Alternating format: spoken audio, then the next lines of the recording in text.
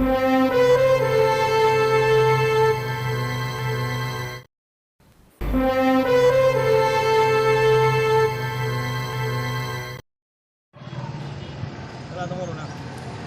નામ મેર નેહલ છે.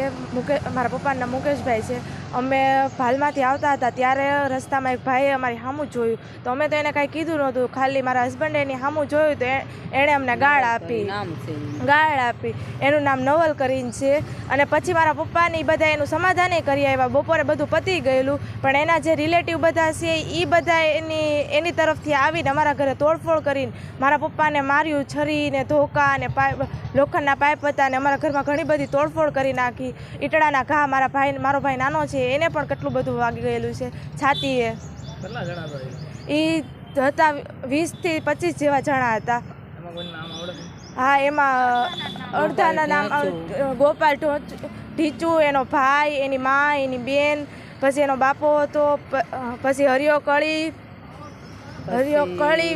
પછી કાળિયો બાવ, પછી ઓલો ભાજી કેવું ઓલો ભાજી વિજય, પછી ગોપાલના માસીના છોકરા ટોટલ 20 થી 25 હતા. એમાંથી તો અડધાને તો ઓળખતા પણ નથી.